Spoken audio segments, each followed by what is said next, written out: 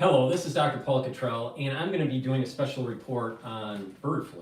All right, this is live. This is being streamed on YouTube only, but I'm going to give an update of what's going on, some of the data points, and give you my perspective. A lot of people have reached out to me. They've emailed me. They've posted. They're concerned. Okay, so I'm just going to give my take on it. What to worry about, what not to worry about, what are some of the data points that suggest certain things are okay, but other data points suggesting certain things are not okay. So there's a lot of people out there that are posting stuff that it's all doom, or they're posting that don't worry about anything. Both sides of the spectrum are wrong. All right, and I'll explain why. So before I go into what the CDC posted with the Louisiana patient, I want to give you an update on the CDC numbers. Okay, the human case numbers. Right, this is the latest and greatest, based on state. So the last video that I did on bird flu, I went over this. The number has increased. So in California, in dairy, in number of cases for humans that were related to exposure to dairy cows, in California, 36 humans contracted highly pathogenic avian flu, H5N1. There's one unknown exposure. So total cases in California, 37 as of this stream. All right, so it's December 30th of 2024. Most of those cases, dairy exposure. All right, Colorado, one case, human case, exposure to dairy herd, 9 cases where they had exposure to poultry. So in Colorado, it's more about the poultry side, and in California, it's more related to dairy. Iowa, 1 case, poultry. Louisiana, that's the Louisiana case that we're going to go over in detail. 1 case, and it's other animal exposure to a wild bird. Michigan, 2 cases, human cases, related to dairy cows. Missouri, 1 case, unknown exposure. Oregon, 1 case, related to poultry. Texas, 1 case to dairy cows. Washington, 11 cases with poultry. Wisconsin, 1 case related to poultry. Okay, so that basically means this. We have 40 cases total that are related to dairy cows. So human cases, humans contract from cattle. There were 40 cases in the United States as of right now. Poultry, there's 23 cases. 1 case of other animal exposure, that's the Louisiana case. And there's 1 case in Missouri of unknown. Most likely wild bird, right? So there's 2 unknown cases. 1 was in California, one's in Missouri. So total is 66. Okay, 66 cases. So when you look at the genomics, when you look at the genomic analysis of this, the dairy and poultry version that's moving around on the farms are more like what is called the B3.13 variant. So it's highly pathogenic avian flu, all right, H5N1, But the ones that are floating around in the cattle, ones that are floating around with the poultry on the farms, that is more indicative of B313 variant.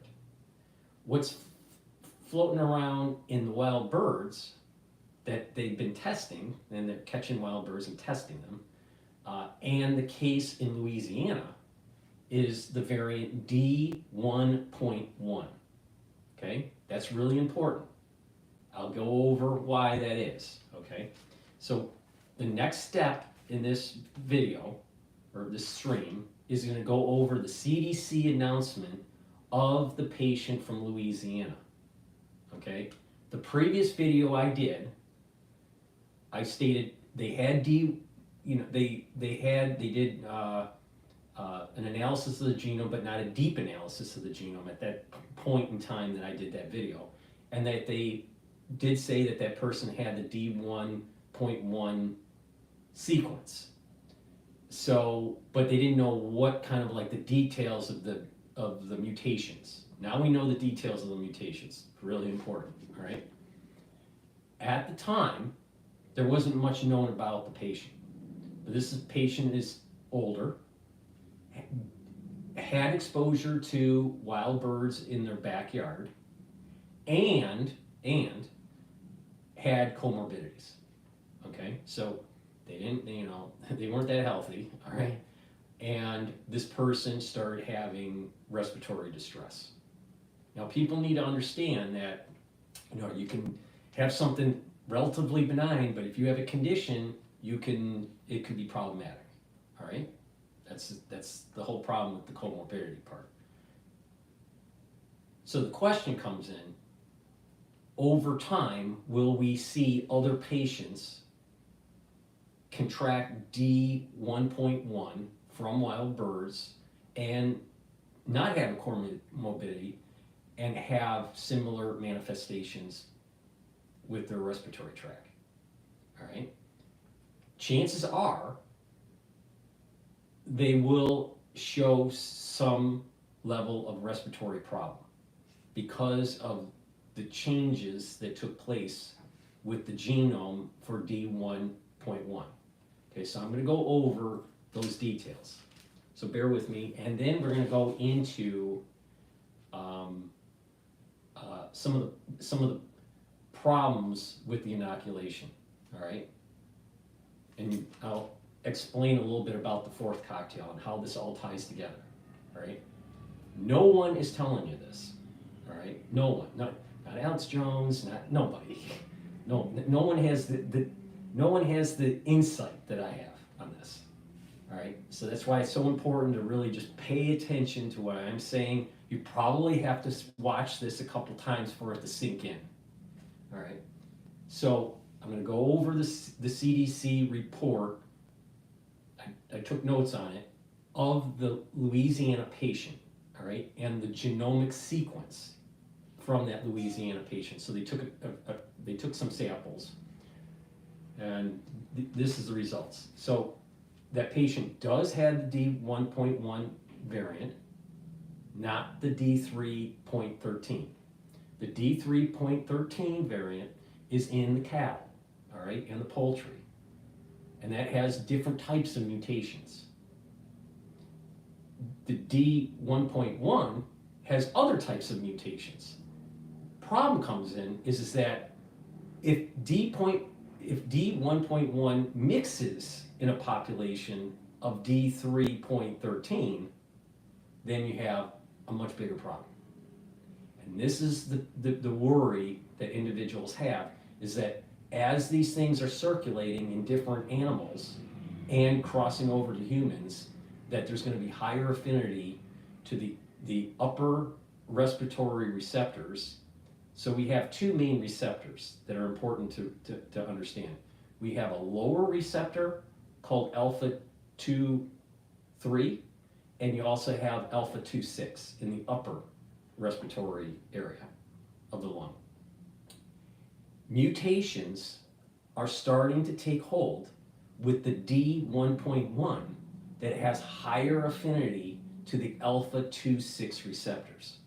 That means that it's getting closer to human transmission. The cattle and the poultry exposure is basically alpha 2-3. So it's hard for human-to-human transmission, but easier if you're near, close to animals that are infected, especially farm workers, right? And you're working with the animal all day, all right? That's why people are worried. Now, it has some mutations in D313 that's not in D1.1 and vice versa. So if there's a mixture that takes place by just commingling, you're going to get mutations that lead to human-to-human transmission. Now the question is, how bad and when? That's left for debate. Let's go through the data and I'll give you my opinion, all right? But I'm the most accurate on covering this stuff, so just pay attention to me, because this is related to what we went through in 2020. 100% sure about that. So the genome sequence is data banked, all right, in GeneBank. I think it's GeneBank, hold on. In a GenBank, so GenBank, it's PQ809546, because there was 2 samples made. It's also data banked under PQ809564, okay? Now, based on the CDC report, the H protein, the HA protein, so everyone knows that influenza has like an H and an N, right? That's why it's like H5N1, right? So you have an H protein and an N protein on the surface of the virus, and that can mutate and change affinity. Now there's 2 concepts with influenza because it's a segmented genome. Segmented genomes can have mutations that are either through antigenic drift or antigenic shift, all right? The drift means that there's no switching of the segmented genomes. There's 2 segments of an influenza genome. So if there's no switching because of some sort of cell that has 2 types of influenza, there's no switching, and there's just some mutations, then it's just a drift. If there's switching of the segments, then that's shift. Now, genomic shift is much worse to our immune system than genomic drift, all right? So this antigenic or genomic drift is just mutations that are taking place in a segmented genome with no flipping of segments with different viruses, different influenza viruses, all right? So if someone gets, let's say, H5N1 virus, and in the same cell, H5N2, and there's some switching that goes on, then that let me do a better example. H5N1 and let's say H2N2, there can be a flip. So you can have an H5N2 or an what did I say? All right, let me write this down. H5N1, and let's say you have an H2N2. So you can, if they flip, you can have an H5N2 or an H2N1. That genomic recombination with the segmented genomes is an antigenic shift. To our immune system, if we've never seen that before, big problem. Big problem. But there's also antigenic or genomic drift, where it's just H5N1 that's mutating. That's what is going on with D1.1 versus, let's say, D3.13. They're all from a lineage, a parent that is still the H5N1 parent, but there's a drift that's taking place because it's going through different animals and there's mutations that are taking place. Okay? So that concept is really important to have. That these mutations that we're talking about are drift mutations, not shift mutations. Okay? Because of this segmented genome issue with influenza. Now, because influenza has the segmented genome and there's no checking mechanism, it mutates a lot. Now, HIV mutates a lot too, but it mutates a lot because that it's a reverse transcription that doesn't have a check mechanism. So that's part of the reason why some viruses have problems. You know, our immune system has problems keeping up with the changes. Okay, so that's just a side note to keep in your mind here as we go through this. So the H protein, all right, or what we'll just call HA. The HA that was analyzed by the Louisiana patient has a very high homology to the D1.1 parent lineage. All right, and that there is a candidate vaccine virus, which we'll call CVV, that is called Ezo Red Fox /1/2022. So this H protein that the Louisiana patient has a very close homology to CVV. All right, so that means that there are vaccine vectors or vaccine sequences that are known that if they need it, it's there. They know what it is. They have something that may be able to block the HA. Okay, so that's important to keep in mind. Now, there are two different types of CVVs. Now, the Louisiana patient has 2 to 3 amino acid changes in its sequence relative to the Hokkaido CVV. There's also another CVV that is called the A/3212/2020. When you compare that to the Louisiana patient samples, the Louisiana patient samples have 3 to 4 amino acid change for the HA protein. So that basically means that there is a sequence, there's a CVV vaccine sequence that is known, there's 2 of them, that is very close to the HA sequence that's coming from the Louisiana patient that has the D1.1 lineage, okay? But with just a few mutations. There's 2 to 3 amino acid change or 3 to 4 depending on which one you're comparing. Okay. When analyzing so they take the samples from, so someone might say, how did you get the samples from Louisiana patient? What the CDC published is that they took nasopharyngeal and oropharyngeal samples. So for the ones that don't know, you have kind of 3 sections in your air passage. All right, nasal. So when you're breathing in, it's going through your nose and then to the back of the nose, right? And that in the back of that throat area, but up towards the nasal area, that is called the nasopharyngeal. All right, so samples are taken from there, and then also slightly below that is the oropharyngeal.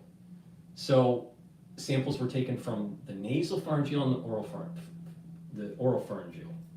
So when sampling from the nasal and the oropharyngeal it had low frequency mixed data, okay? So we're gonna go over what they found, okay? So there are three sequences, or three mutations, I should say, three mutations that they found in the D1.1 lineage for the Louisiana patient. It's A134, and then it had either an A or a V. I'll read off what they are. N182 had either an N or a K, and an N186 had an E or a D. So what that basically means is the number A134. The 134 is the position of the amino acid for the HA protein. The 182 is the 182 position for that amino acid for the HA protein. So they saw mutations at the 134 mark, 182 mark, and the 186 mark, okay? But when they did the analysis, they saw that there were mixed results. So there were low frequency mutations, all right? That's a good thing, all right? It was low frequency, not high frequency. Now, what were those frequencies? So at the 134 position, adenine was at 88%, and valine was at 12%, asparagine was at 65%, lysine was at 35%, glutamic acid is at 92%, and aspartic acid was at 8%. So the mutations, so what this basically means is the mutations they saw in the D1.1 lineage in the Louisiana patient for the HA protein, all right, for H5N1, all right, what they found was low mutation rates at the 134. It only had 12% mutation rate, or mutation frequency of these mutations when they were looking at the samples. At the 182 mark, amino acid, it was only at 35%, so that was higher. So at the 182, it was a higher mutation frequency. And then at the 186 mark, it had 8%. Okay, so what does this mean? It means that it's still low in the mutation rate. It's still low, but the thing is, I'll explain why it's low. But if this becomes higher, it becomes more probable of human to human transmission. Okay, now let's continue on, and as I continue on, you'll see why there is a low frequency. All right, so okay, so these samples that had these mutations with the low frequency were at the nasopharyngeal and oropharyngeal. Samples that were only at the nasal pharyngeal they had no low frequency. So when they analyzed the replicase complex, there's 4 proteins. Okay, one of those proteins is PB2. In the cattle and the poultry, so B3.13 lineage, the cattle and the poultry sequences for PB2 protein, which is part of the replicase complex that allows it to the virus to replicate. The poultry and the cattle showed E627K mutation. The Louisiana patient doesn't have it. So that's a good thing, because that means that the replicase is not mutating, so it's not as efficient in trying to create more virus that has those mutations. That's the reason why there's such a low frequency at the 134, 182, and the 186 for the HA protein, because the PB2 hasn't mutated yet. For the D mutated in the right, in a direction where it may lead to human transmission yet. Okay, so that's a good thing. All right, but the thing is that if D1.1 gets to be mixed in with cattle or poultry, you're increasing the chances of getting those two mutations, right, together, where you got the PB2 mutation with the HA mutation. Okay, this is the reason why we need to be a little bit concerned. But the patient in Louisiana did not have the PB2 mutation. That means the replicase wasn't as efficient. That's a good thing. But like I said, there's good parts to this data and there are some concerning parts to this data. All right. Another good thing about the data is that the patient in Louisiana didn't have the mutation for the PB2 M631L. So they've been finding, right, in B313 that PB2 had two types of mutations, more than two, but they're concerned about two of them. E627K and M631L. If D1.1 has mutations like this for PB2, if D1.1 gets an E627K and an M631L for PB2, that means the replicase is a little bit more efficient. And that would mean that it's going to increase the chances of HA's low frequency in patients becoming higher frequency in patients. And that means that now it's getting closer to human transmission. Right now it's not human transmission. A few things have to happen. So I'm going to hopefully find the video. I may not be able to find it, but you know, the worrisome doctor on CNN, you know, that's saying, oh, we gotta be pushing inoculations and all that. Not yet. All right, you know, that's premature. What she's saying is premature. That's the point I'm doing this video. What's the facts? What are the facts? All right, and where is this going? What's the trend? What's the probabilities? What's the possibilities? Right? What are, you know, what's really going on? Multiple things have to happen for highly pathogenic avian flu to become human-to-human transmission.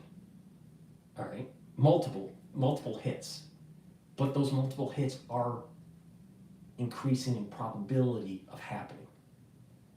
When you compare that to, let's say, April 4th of this year, when they started counting these cases that were coming from poultry and dairy. The probability of it happening is increasing, okay? When they analyze the other proteins for H5N1, the highly pathogenic H5N1, when they analyzed it in the Louisiana patient for D1.1, they found no mutations of significance in the N protein, okay? So we'll just call that NA, and the matrix, the M protein, and the PA protein, the polymerase. Okay, so no major mutations of concern, right? Of course, there's going to be a little bit of drift, but if there's no concern, so this is another good part of the data, all right? PB2 doesn't have the mutations of big concern. No mutations for the N protein. no significant changes for the matrix. So those are all positive things out of the Louisiana patient. All right, but if the replicase complex gets better and there's a genetic drift with the NA protein, and you get higher frequency samples out of patients that have, let's say, a higher number of valine in the 134 position for HA, then now you have higher affinity to the alpha 2/6, not just low frequency, higher affinity. Okay, let me break down a concept here. All right, remember I stated that there's two main types of receptors for your lung that's related to influenza. You have the alpha 2/3s and you have the alpha 2/6s. All right, the alpha 2/6s are in the upper area. That's why if that's high affinity with high frequency, it's going to be easy for human-to-human transmission. If it's only 2/3 in the lower lung, it's harder. All right, okay, so most of the cases, because they were farm-related cases, are the alpha 2/3 receptor affinity. The Louisiana case is also alpha 2/6, but here's the but, with low frequency. So higher affinity, but lower frequency of mutation in the samples. That means that because the PB2 isn't replicating as efficiently, all right, in humans, it's efficient in birds, but not in humans, that it's low frequency.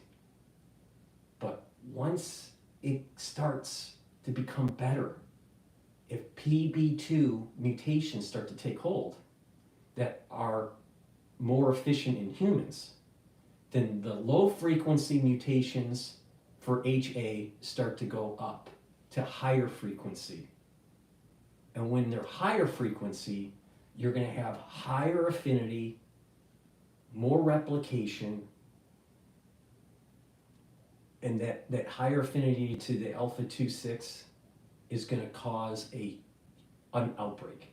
That's the escape velocity that people are worried about. Once you have something that can hone in on the alpha 2/6 and can replicate efficiently, then you got a problem. All right. Now people need to realize some people that if this does happen, all right, where there's a high level of viral load with high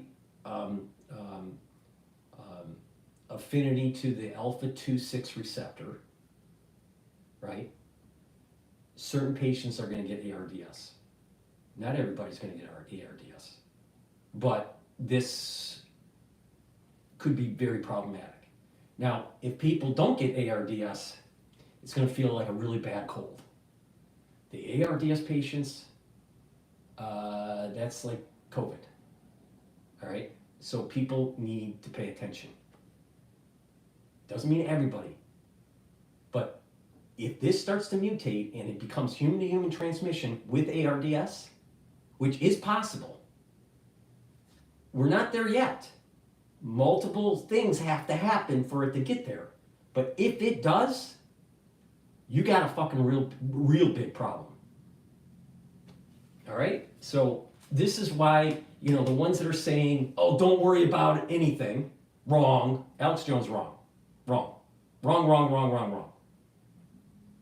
But the doctor on CNN, the Asian doctor on CNN, and maybe I'll play, if I can find it, I'll play it.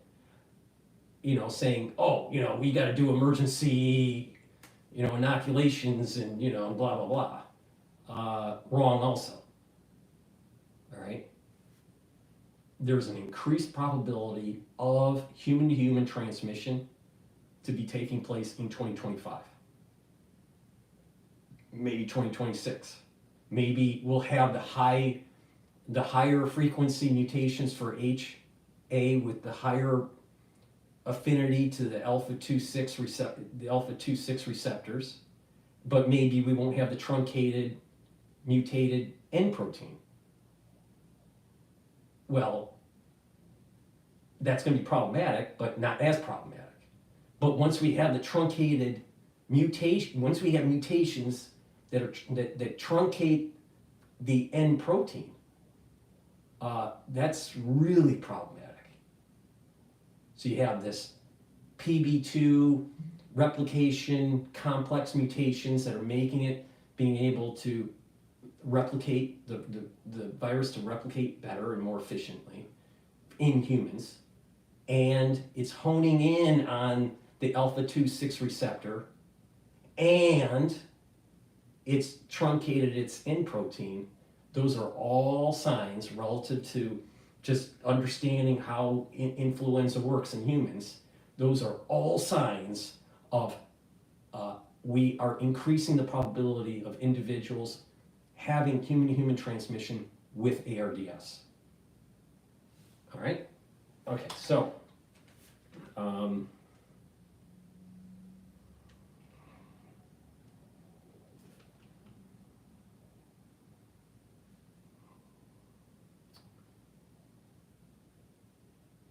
okay, so when they did, now remember what I was saying about how the D1.1 lineage for the Louisiana patient, when they analyzed it and compared it to CVV sequences, so that's the candidate vaccine virus sequence, it was very close, okay? When they also analyzed the genomic analysis from the Louisiana patient, based on the sequence and known knowledge, current antivirals should be helpful if individuals contracted this current D1.1. So antivirals would work, okay? Known vaccine sequences seem to be helpful, all right? So there isn't an escape velocity yet, all right? There's treatment, there's antivirals treatment for what the Louisiana patient had. But this is the point that I'm doing this video. People need to start waking up and just be alert. I'm not saying this is panic mode right now. It's not panic mode. There's going to be people that want to create panic mode, but for multiple reasons. I'll go into that. But it's not going to be end of the world right now. All right.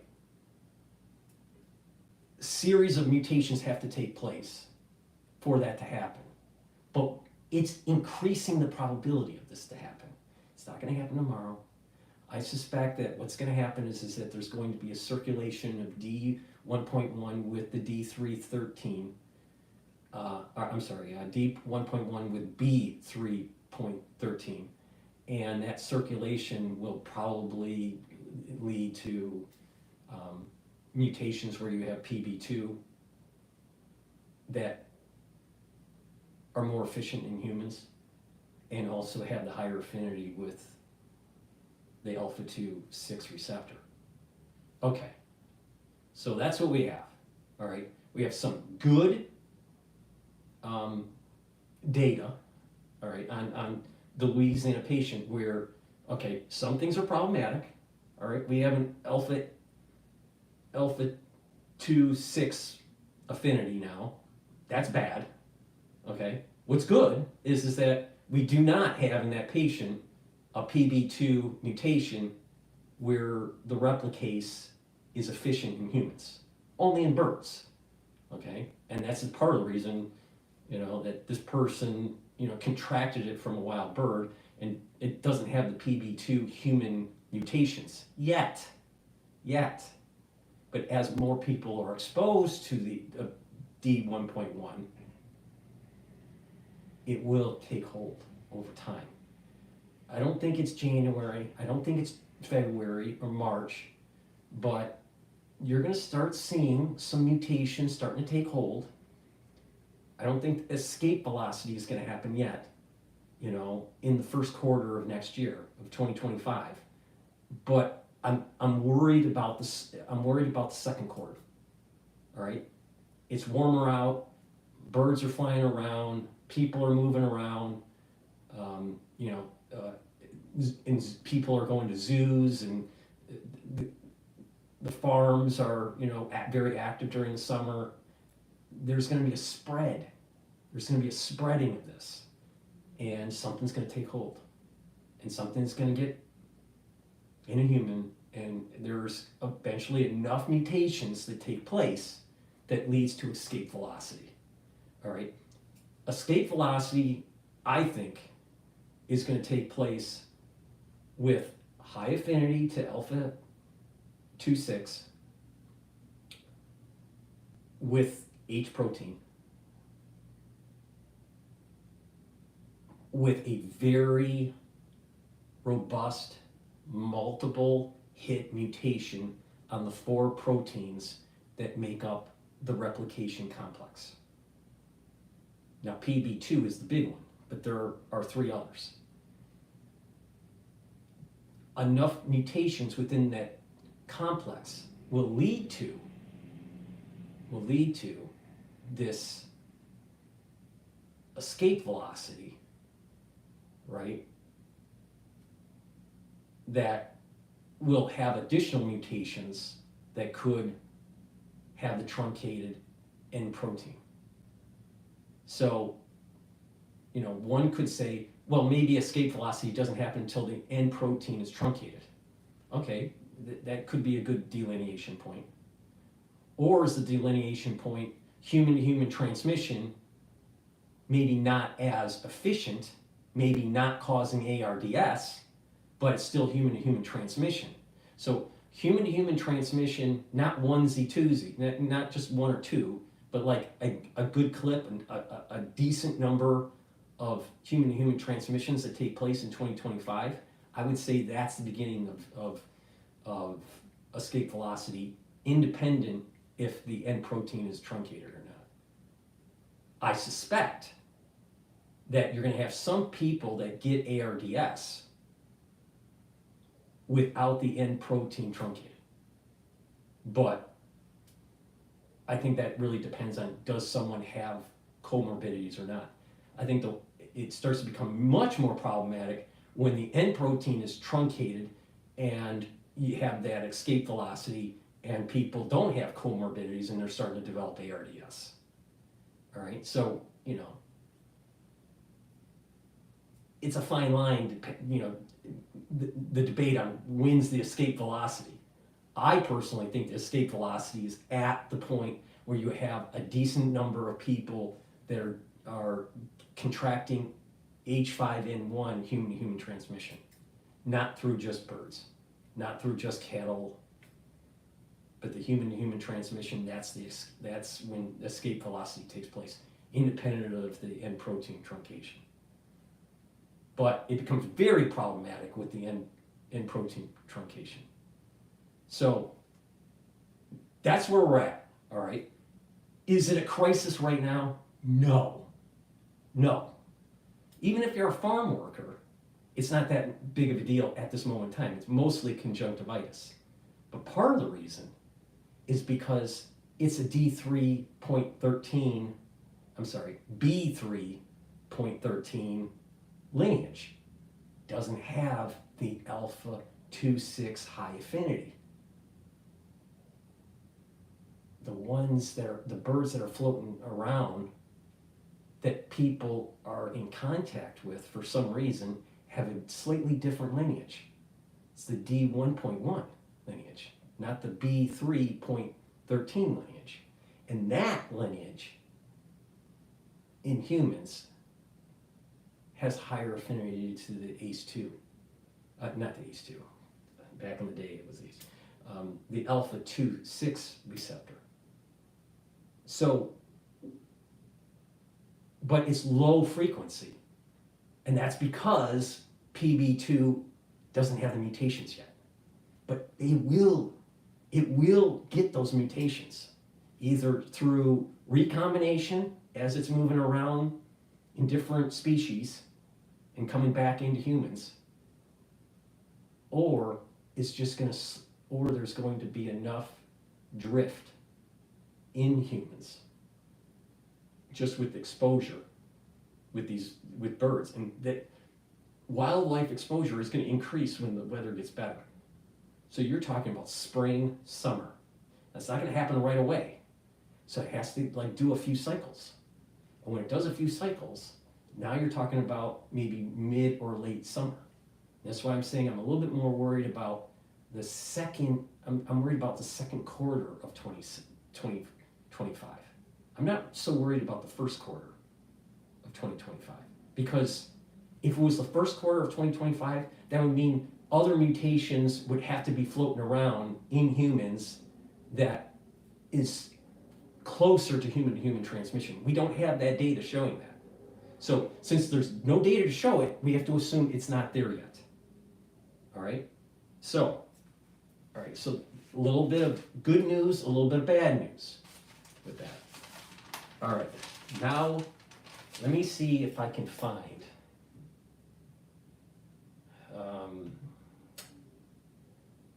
I think it was on.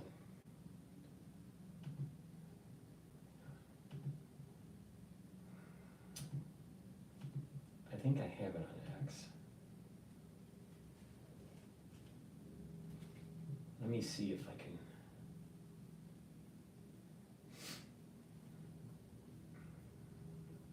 Yeah. Okay. Let me play. This woman, this is the doctor on, this was on Face the Nation, not CNN. I believe she also talked on CNN. But this was on Face the Nation. She did this a couple days ago. So let me play it. I'll give you my take on it, okay? And then I'm going to go into a little bit more detail about the inoculations and some of the problems and how it parlays into what I've been saying for 5 years about the fourth cocktail. All right? I've been saying there's a fourth cocktail, and it can manifest in different ways. Now, I know Barrick, because it's on the CV, was playing around with the SARS-CoV-2 platform with influenza and HIV. All right? Not just the spike to have HIV homology, but actually putting other proteins in the genome of the SARS-CoV-2 platform. Okay? Now, if you have inoculations that happen to have plasmids, or if you have, let's just assume that you could filter out all those plasmids out of those vials for the inoculation. All right, let's assume you could filter out all the plasmids, and it's just lipid nanoparticles and mRNA. All right, you could still have genomic integration through human line 1 and high inflammation. Okay, this is part of the reason why I said keep the inflammation low. So you're reducing the chances. You keep the inflammation low in your body, you're reducing the chances of having human line 1 activated. All right, and on top of that, you can lower titer levels too by reducing. The reason why they have adjuvants in is because they create an inflammatory response. Well, you can offset adjuvants by reducing inflammation. So, okay, so all right, with that said, I'm going to play this and then give you my take on the problems with the inoculations, all right, and how it parlays into this concept of the fourth cocktail and how it can manifest itself, because the fourth cocktail can happen in a few ways, all right? There are two main things that they should be doing in the days that they have left. The first is to get testing out there. I feel like we should have learned our lesson from COVID that just because we aren't testing, it doesn't mean that the virus isn't there. It just means that we aren't looking for it. We should be having rapid tests, home tests available to all farm workers, to their families, for the clinicians taking care of them, so that we aren't waiting for public labs and CDC labs to tell us what's bird flu or not. And the second very important thing is, this is not like the beginning of COVID where we were dealing with a new virus, we didn't have a vaccine. There actually is a vaccine developed already against H5N1. The Biden administration has contracted with manufacturers to... Okay, there's a backstory to this, okay? Remember what I was talking about, the vaccine sequence for CVV, right? And how the D1.1 was similar, just off by a couple amino acids, all right? There were two of them. There were two versions of this, the Hokkaido one and the Astrakhan sequence, all right?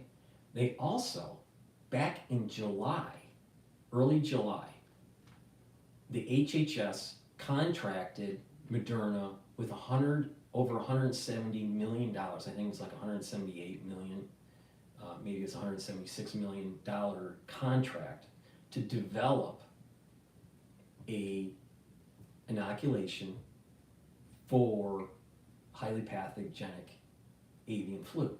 The reason why they were given that contract was that they had been in their pipeline, one of their vaccines is called mRNA-1018 that has the sequence for H5 and has the sequence for H7 that they've been testing. So HHS gave Moderna over $170 million to take that platform and to apply it for H5N1. Okay? So you have monoclonals that have been developed that can be used against the current variants.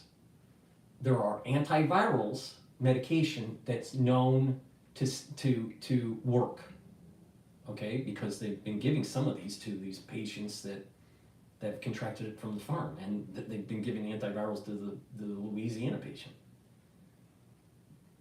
And there are the CVV sequence vaccine candidates, and then now the messenger RNA candidates.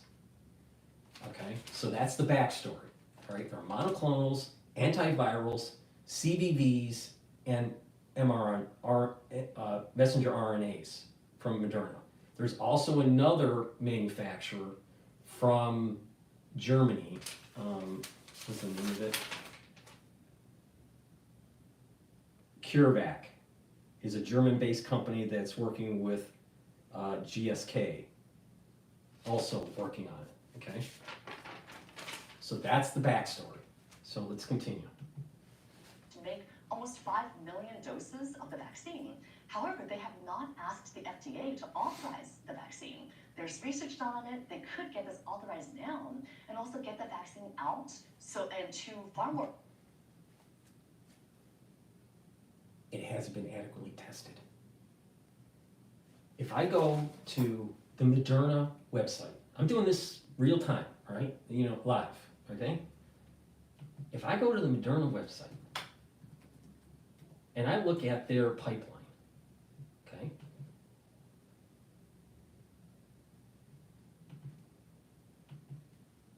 And I look at the mRNA 1018, all right? It is in phase 2. Phase 2. Not phase 3, phase 2. And she just went on Face the Nation to say, let's give them emergency approval. And that pipeline isn't based on the contract for the over 170 million that came in July, early July. That's off of previous work working with H5 and H7. So if they're just focused on the unique characteristics of H5N1, right, with this H protein, are they going to be working on the B313 or the D1.1? because the D.1.1 just popped up. So let's get this straight here. Which version of the H protein are you using? Because the D.1.1 is the one that has the highest affinity to the alpha 2,6. See my point? There's no way in hell that they're in clinical trials 3 for anything that has a high affinity to alpha 2,6 receptor. This is the reason why you need to listen to me. No one is as accurate and as detailed as I am on covering this shit. She probably, if she was listening to me, wouldn't fully understand what I'm saying because I'm willing to bet she's not looking at the details. And I'm just looking at the website at Moderna. Moderna's messenger RNA 1018 pandemic flu vaccine, which is the platform they're using to piggyback for the $170 million infusion from HHS to develop something against highly pathogenic avian flu, H5N1. They're not even close. They're not even close to have adequate testing showing safety.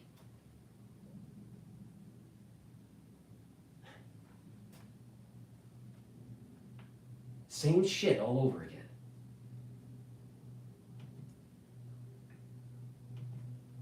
Workers and to vulnerable people. I think that's the right approach because we don't know what the Trump administration is going to be doing around bird flu. See, now what they're doing is they're doing an emergency. We got to get it out. We got to get it out. Even though Moderna's nowhere fucking close to clinical trials 3. All right, that's just on their website, and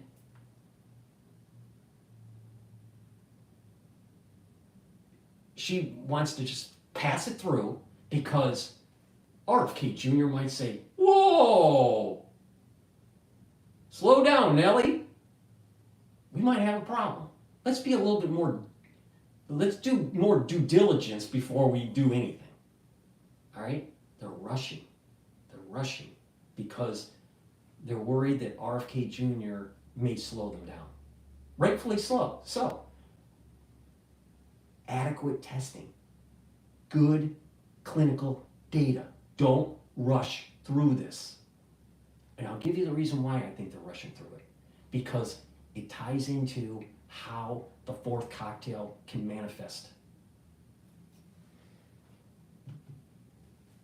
If they have people coming in with anti-vaccine stances, could they hold up vaccine authorization? If they don't want to know how much bird flu is out there, could they withhold testing?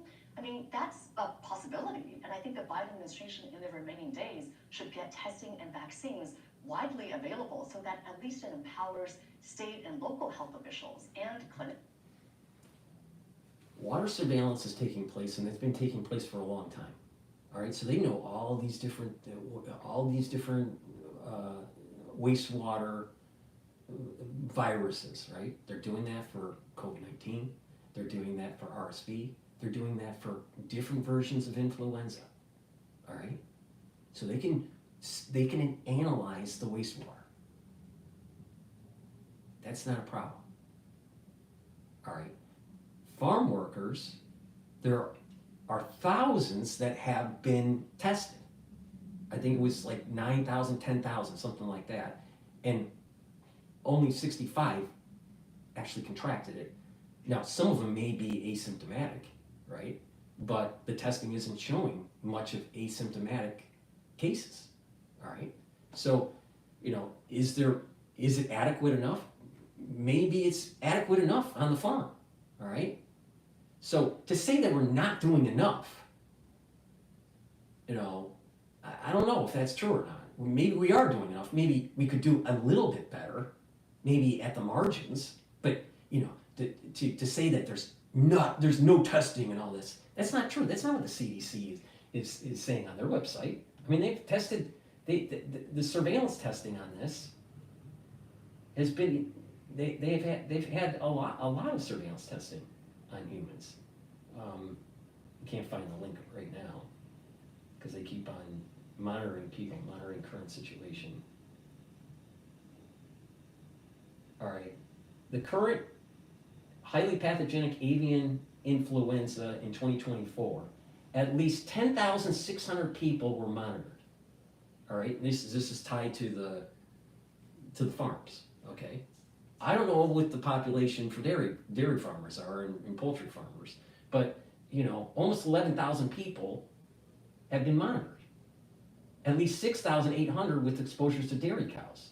At least 3,800 with exposure to birds and other animals. At least 540 persons tested for novel influenza A. And at least 160 with exposures to dairy cows. At least 380 with exposure to birds. So there seems to be good testing. Now, could it be improved a little bit, maybe by 10% or 20%? To say it's not being monitored, I think is wrong. All right? Plus, they're monitoring the wastewater. All right? Plus, there's no mutations that have been found anywhere that suggest human-to-human transmission. So it's not there yet. That's why I'm saying that we're approaching a problem, but we don't have a problem yet.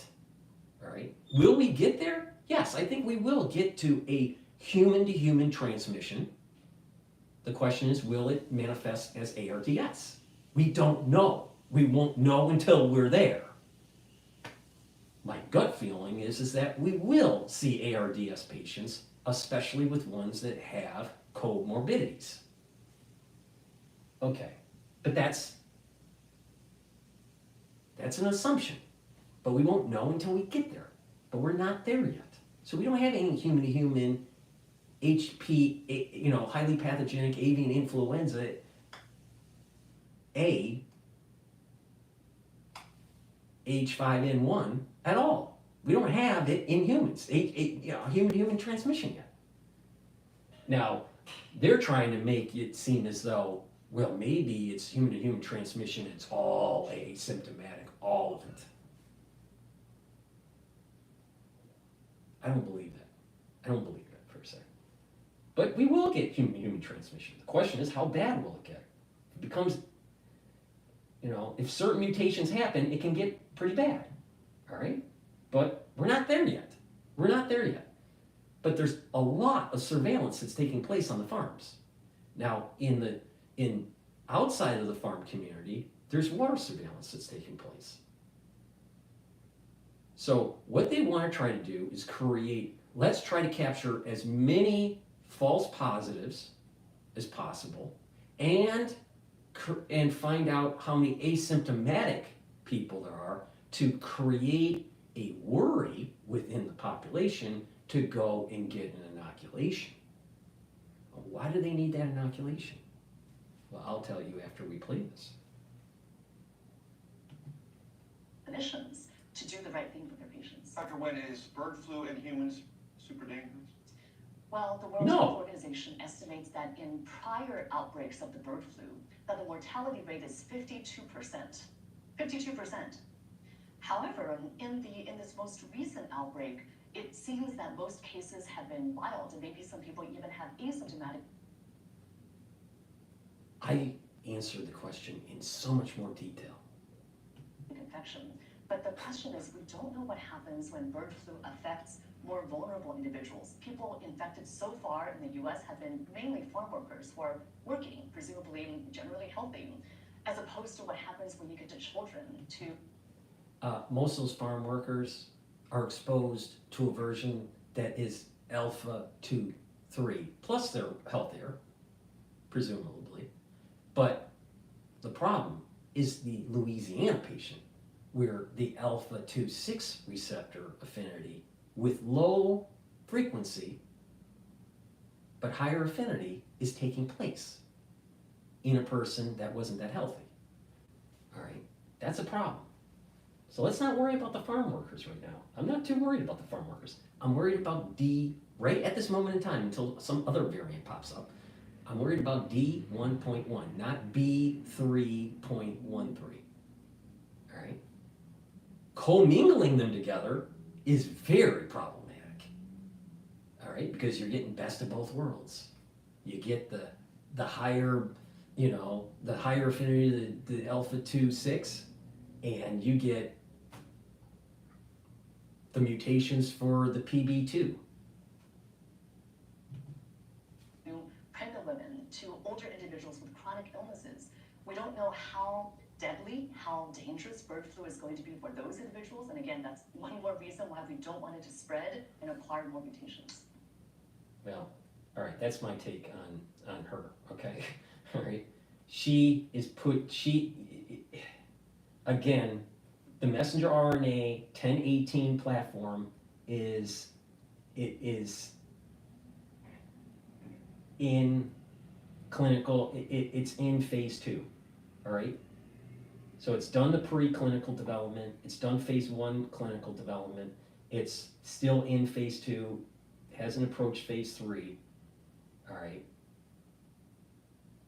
Or maybe it's at the very beginning of phase 3, but there's not adequate testing for safety for this. Not only that, the contract came in July with the extra money. So the 170 million from HHS to Moderna. Okay.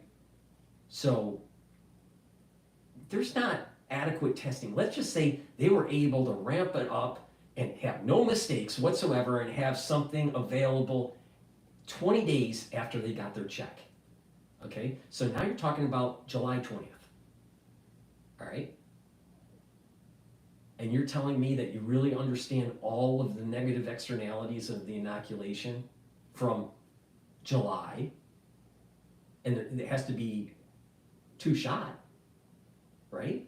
Or if they're just going to do a 1-shot, if it's just going to be a 1-shot, then okay, they do a 1-shot. They start administering at the end of July, all right? They may know adverse side effects, the early adverse side effects, but there are later adverse side effects. How do they know? They haven't done a full 6 months, let alone 10 months. It's way too early for emergency on this. Not enough testing. Just think about it. Look, what's going on. The best that they could do is start administering in July. The best. Most likely it was after July. Cutting corners. And this is why the people need to start worrying about the inoculations and the safety of it. In addition, the filtration process is a problem. There's plasmids. It's not just lipid nanoparticles. It's not just messenger RNA and adjuvants. There's other things in there. The question is, does it harm? We don't know. And it seems as though from the crazy crap that we went through in 2020, it might. It very well might. Highly probable.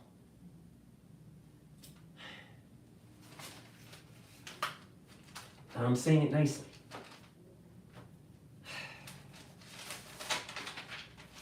Okay. With that said,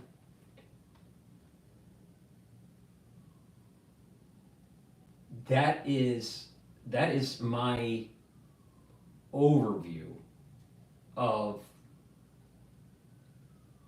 D1.1 variant in the Louisiana patient and why we need to be worried, all right? But also why we need to be optimistic, all right? It's mixed, the data's mixed. There's some good information, it's all good information, but there's some positive side to it that's not that bad yet, but it's moving in the direction. So if you take a data point in April of 2024, and now, December 2024, we are much closer to human-to-human transmission with H5N1. Okay? But we're not there yet. It has to have multiple mutations to get that human-to-human transmission. All right? I'm not too worried about people getting it from animals because there's not that many people that are exposed to animals in such a way where you're going to have, you know, such a high percentage of your population that's going to have a problem. It's low, and you see it in the data. So only 65 farm workers out of thousands that have contracted it. Some may be asymptomatic, but according to the surveillance data, there's not too many of them. So, and it makes sense because the alpha-3 is deeper in the lung. The alpha-2,3 receptor is deeper in the lung, so it's harder to get. That's the reason why it doesn't transmit to humans, human transmission very well, at all. All right, so there's some positive things that can be taken out of the CDC data from the Louisiana patient. It's not all doom and gloom. But if doctors are saying that, hey, sky's falling right now, bullshit, it's not falling right now. PB2 in the D1.1 sequence isn't mutated for high replication in humans.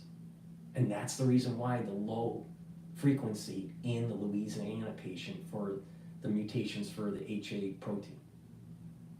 So multiple hits have to happen before we're at human-to-human transmission. Once the human-to-human transmission happens, it's a problem. If you start having patients that have ARDS, problem. If you have human-to-human transmission with the PB2 and its complex mutations with, you know, that are more efficient in humans, and you have higher affinity to the alpha-2 receptor, and you have truncated N protein, you got a really big problem. And if that happens, you got COVID all over again. All right? COVID all over again happens if the replication complex has the mutations that it needs for humans, high affinity to alpha-2,6, the N protein is truncated, and you have ARDS. If all those things happen, you got COVID all over again. The situation, the social dynamics and all that. All right? But that's a lot of and statements. And we're not there yet. We're not even close to that. We're not even close. All right? Because if you're working on a patient, they have ARDS and they can't breathe, and their lung is filling up with fluid, what do you do? What do you do? What do you do? As their pulse ox starts to drop and drop and drop, you walk in another hour later, it's dropped more. What do? You give them a little bit more oxygen. It's not working. What do? Now do you understand why it's a problem? Because there's no real good solution. So it's a lot of and statements. Truncated N protein, high affinity for the H protein on the alpha-2,6 receptor, more mutations on 4 different proteins for the replicase. Will we get there? Yes. Will it cause ARDS? We don't know. But if it does, it's a problem. All right? But we're not there. That's why I said the spectrum of this, you gotta be in the middle. Alex Jones saying, oh, it's all bullshit. It's all fake. No, it's very real. It's very real. But it's not to worry about yet. The other side of the spectrum, with the ones going on CNN and Face the Nation and Burks and this lady, right? These infectious disease docs that are, saying we need more testing and we need to do emergency provisions. Wrong. We're not even close to that. Not even close. We have surveillance capability that's taking place already. We already have therapeutics and antivirals that are known to work for the sequence. And there are different, if you're going to go down the inoculation route, there are many different candidates that seem to work. All right? And I mentioned 2 of them that are the CVVs. All right? So, and then there are the monoclonal antibodies that are also known to work, that are already stockpiled. So, I'm not too worried about it until we start seeing some of these other hits taking hold. Now, that could happen sometime in, maybe the summer of 2025. Maybe. Okay? But that's my take on this. Now, I'm going to do another stream on the inoculation issue because that is a little bit more involved. I have to, I have a bunch of diagrams I have to explain and how this is bad and how this could manifest as a fourth cocktail. All right. So, but I want to do that in a separate stream. Thank you for listening. I appreciate it. Please make sure that you help support my work. All right. It's very important. There's no one that gives you the details like I do. No one. There's no one. No one has the insight like I have. All right. And this does dovetail into what we went through in 2020 because of the fourth cocktail, which is something else that no one else has explained to anybody other than me. All right. So to help support my work, make sure you subscribe to all my channels. I have 4 channels on YouTube. I have Brighteon, Bitchute, and Rumble.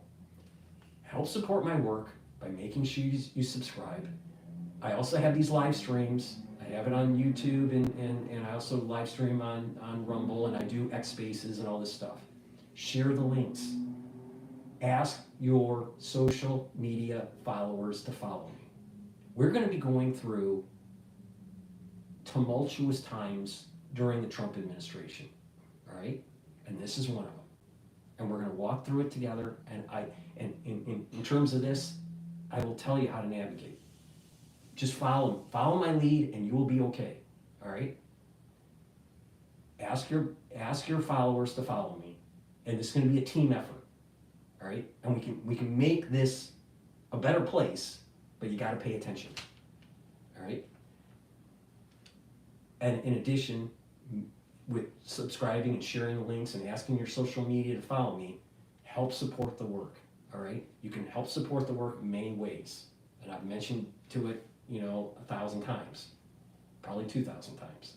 One great way is to help support the work by donating on my website, the-studio-reykjavik.com. The links are in the description of this video. Donate through Stripe, PayPal, or buy me a coffee, or be a paid member to my Patreon channel.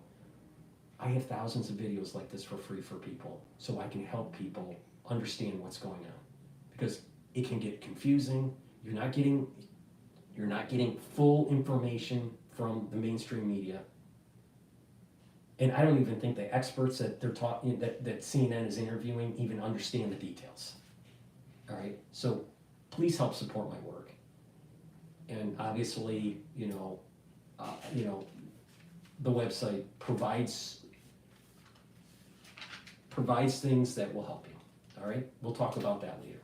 I will do another stream shortly talking about the inoculations and how it dovetails into the fourth cocktail. Thank you for listening and have a nice day.